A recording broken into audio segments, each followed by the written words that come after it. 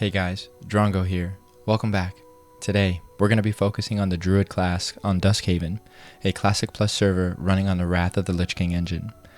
We'll be focusing on the Resto and Boomkin specializations for part 1 of this video, leaving the Feral Guardian and Feral DPS for part 2.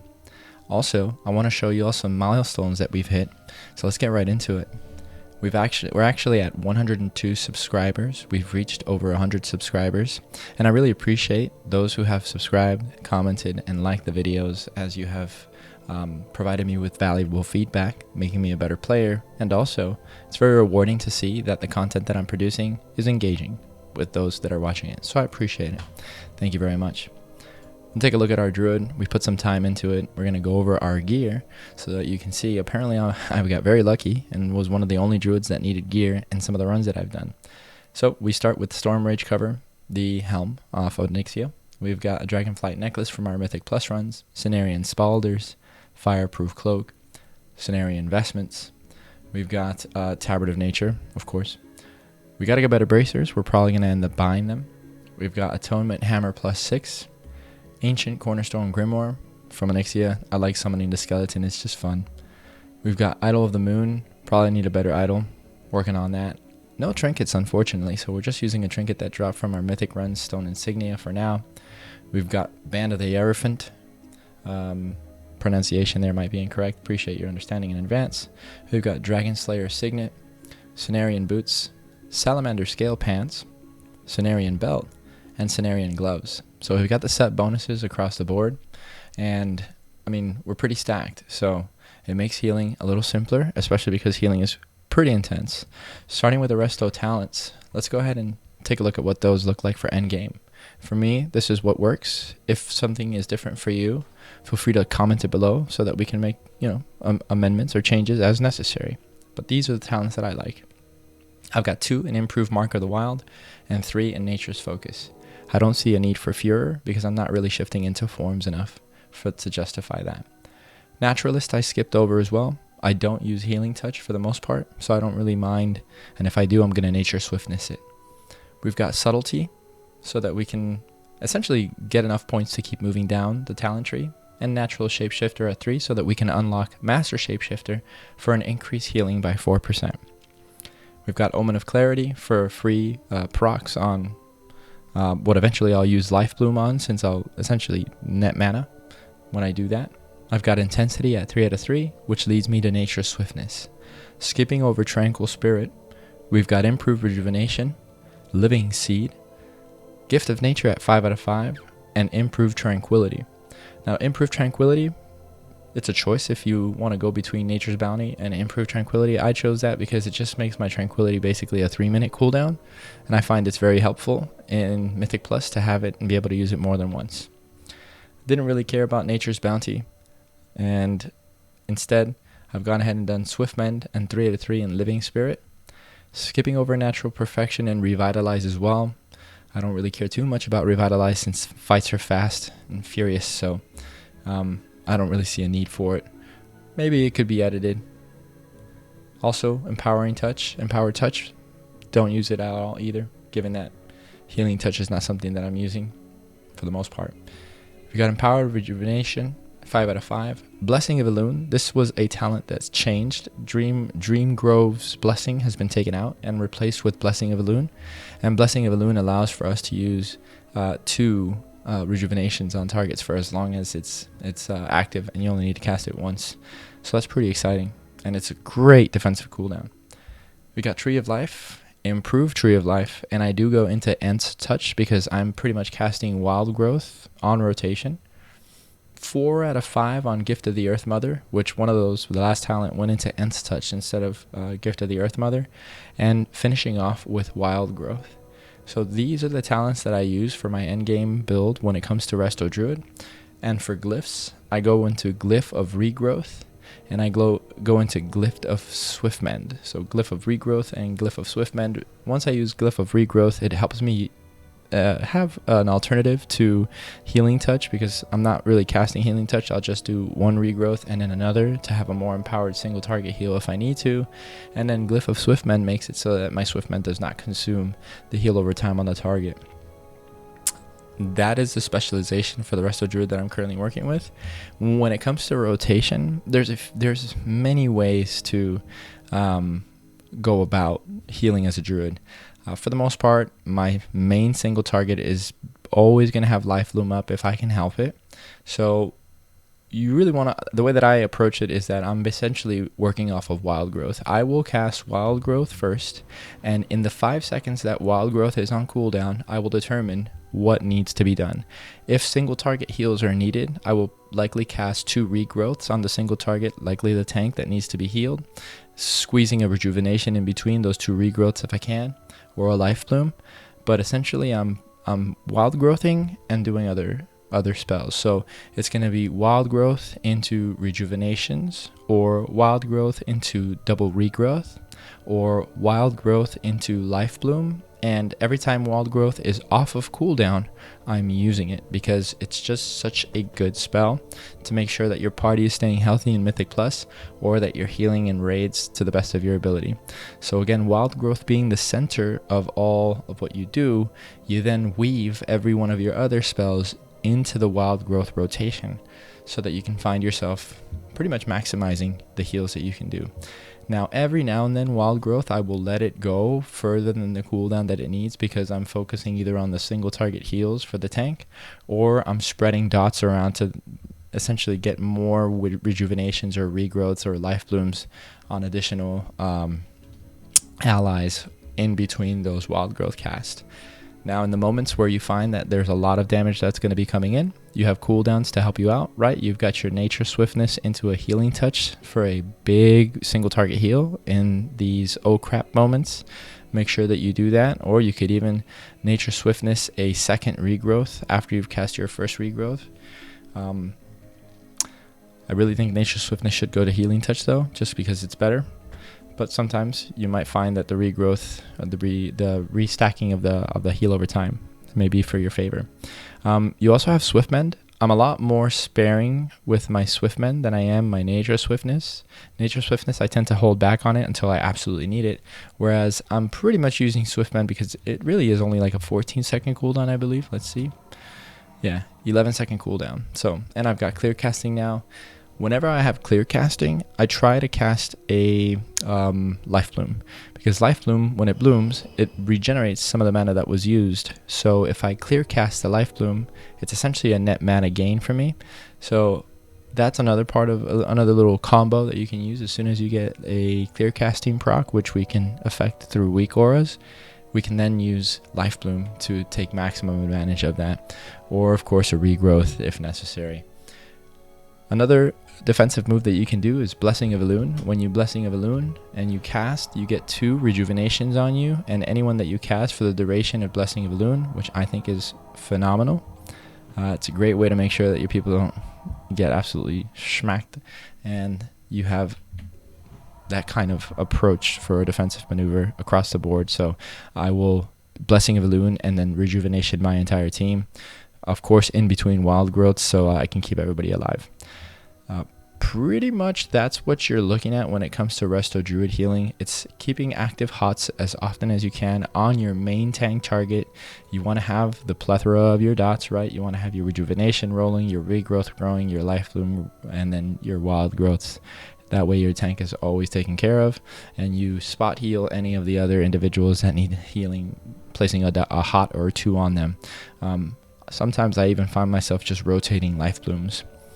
I use Innervate sparingly, or rather freely. I don't mind using Innervate as often as I need because I'm not really running into mana issues, but Innervate helps solve that.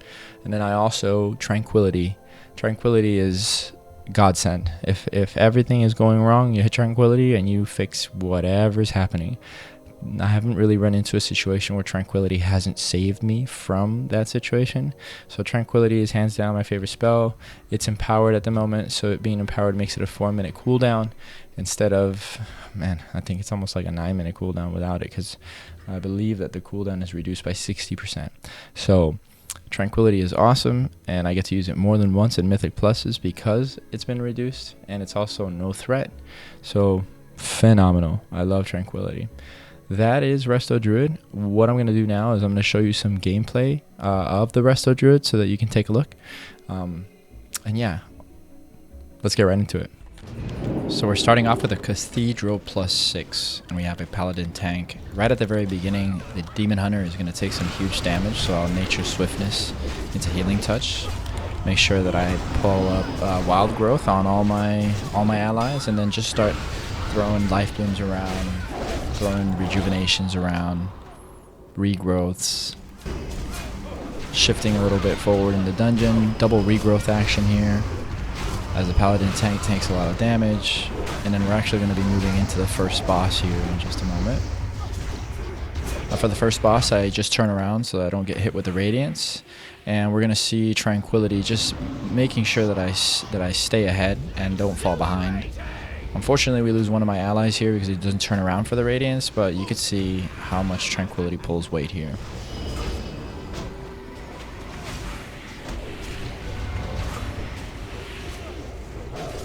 Alright, there goes Wild Growth again, Life Bloom.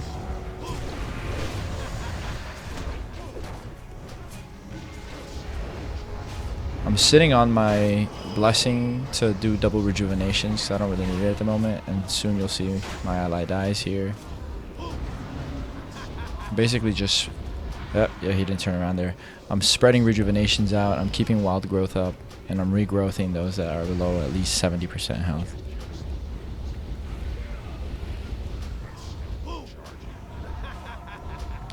Here I prioritize Rejuvenations, then I Wild Growth, and then I regrowth anyone that's taking additional damage.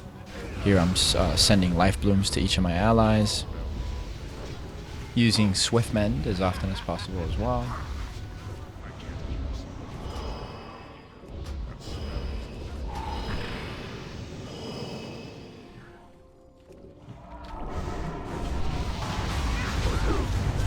Feeling as a druid is just fucking awesome.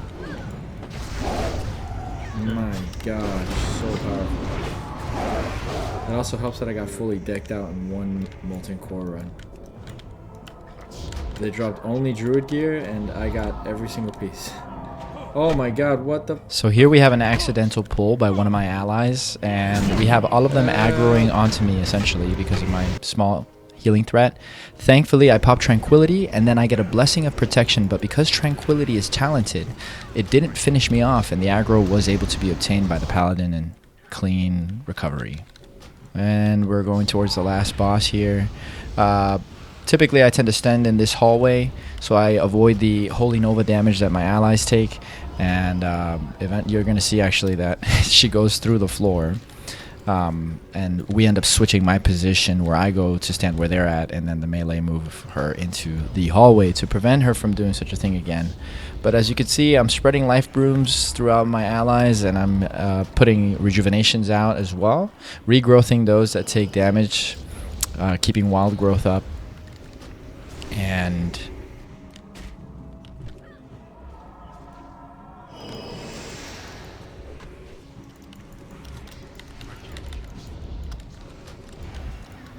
we end up using Tranquility to seal the deal and finish off the run.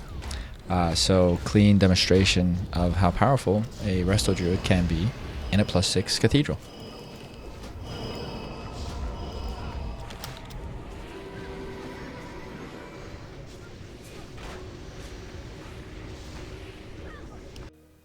Now I will have to cut the sound out towards the end of this clip. I have interruption in real life, but thankfully it does not interfere with the completion of the +6 dungeon.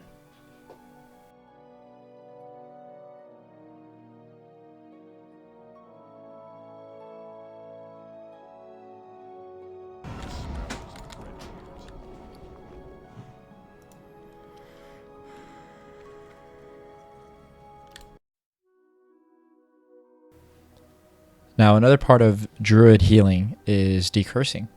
You don't have to heal. Sometimes you could just prevent damage. And I'll show you this fight from MC so that you could see that Decursing is just a big part of it. Pretty much I spend the entire time decursing. I don't know how I die towards the beginning, but I get a battle res and just continue to focus on decursing instead of healing, dropping wild growths, and on the main tank making sure that life blooms and regrowths and rejuvenations are consistent. So yeah, I will play this out for you.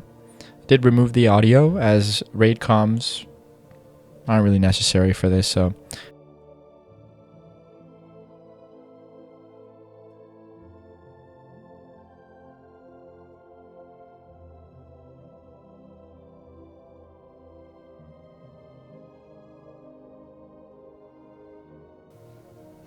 we're going to see here that I pop a Tranquility, and then from the Tranquility continue to decurse, continue to do wild growths, and continue to place life blooms, regrowths, and rejuvenations on the tank. Once the boss is down, we move on.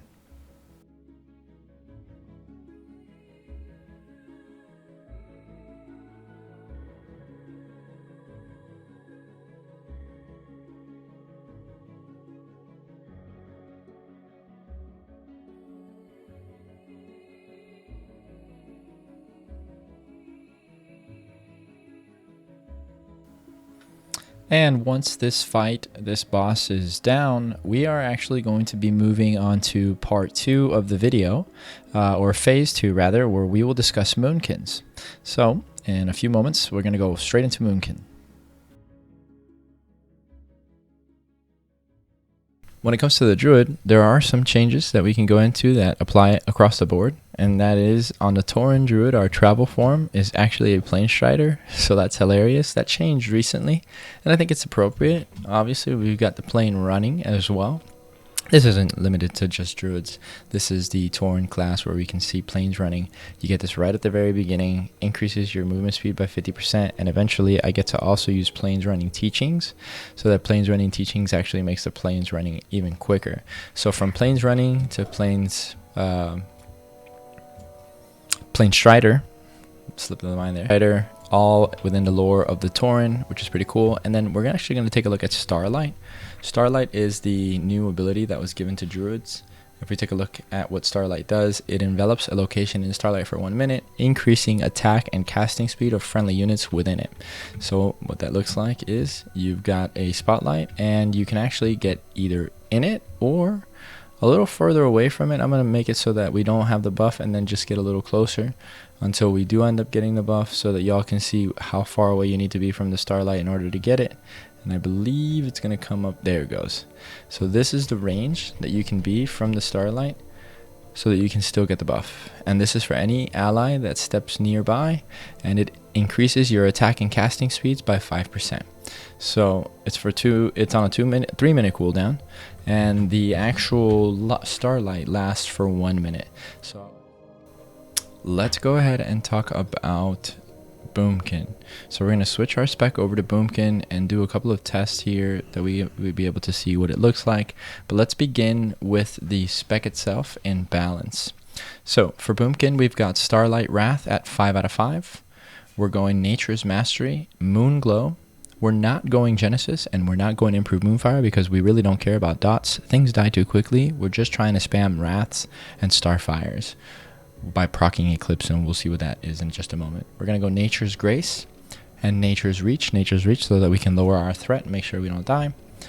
Vengeance at 5 out of 5, and 2 out of 3 Celestial Focus. This because we need the talent points elsewhere, otherwise we would have gone 3 out of 3 for the haste. But as we go down, we've got 3 out of 3 Lunar Guidance. Only 1 into Dream State. Again, the fights are super fast, so if things aren't dying fast enough, it's not necessarily enough justification for you to have to go into Dream State at 3 out of 3. So just 1 point in Dream State. 3 out of 3 Moon Fury. 2 out of 2 Balance of Power for the hit rating. You've got Moonkin Form, Improved Moonkin Form at 3 out of 3, and of course Improved Fairy Fire so that we can provide the team with additional hit rating. We've got Wrath of Cenarius at 5 out of 5, skipping Owlkin Frenzy. We don't need that. We're not taking Typhoon. Force of Nature is something that can be interchanged with Starfall, and that depends on Starfall's a little rough right now, but Gale Winds, we're not taking it. We are going 3 out of 3 Eclipse, Fury of Elune, 3 out of 3 Earth and Moon, and then Starfall.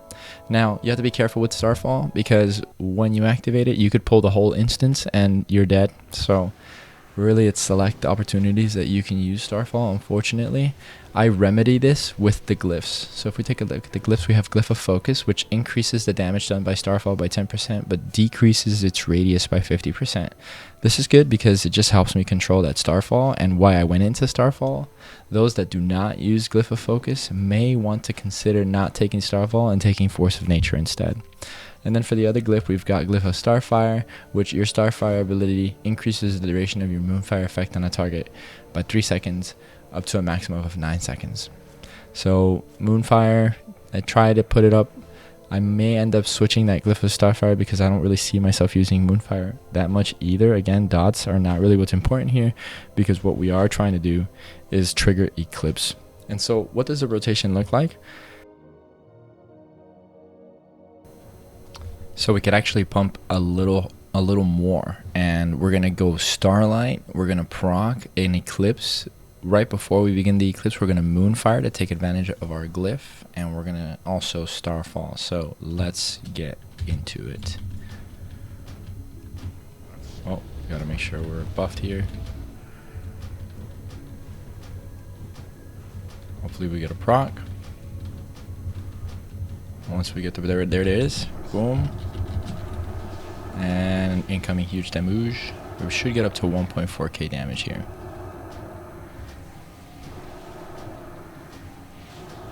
Yep, there it is, 1.5k. 1.6k. And I keep going with the Starfires until we get a Solar Flare. Or we might not get one.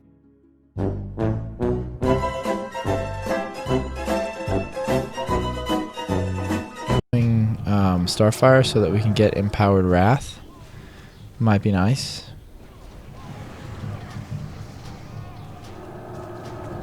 And there it is. There are the Empowered Wraths that we're looking for.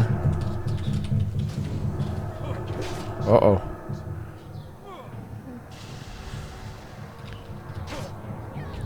More than 4 targets. Definitely gonna Hurricane here. Hurricaning again. Once one of them dies, we switch to individual single target. Single targeting here. Moonfire on one, Moonfire on the other. Little mana potion so we can keep pumping. And there's our Eclipse proc. This way we're going to do some huge damage here. Boy, pulling them all in. And you gotta love it. You gotta love the empowered Starfires. We're going to keep doing Starfires until we get, there it is. We got our Solar Eclipse. Increasing the damage of our Wrath.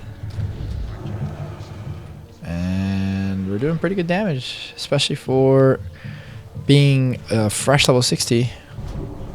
No Eclipse proc, come on. There it is. Eclipse proc coming clean. Love it. Got 9 seconds worth of Eclipse. Huge damage. Consecration down. Move him out. Move him out. Move him out.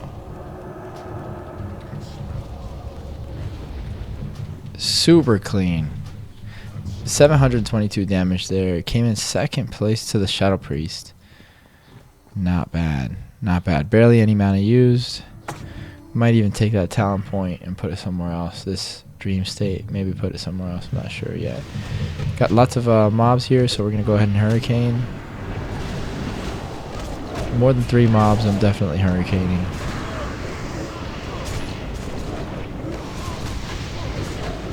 Oh, what the?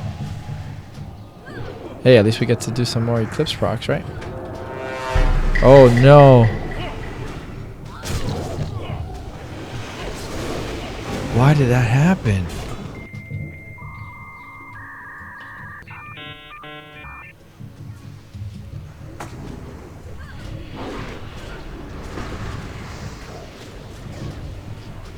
See, now I hit Starfall.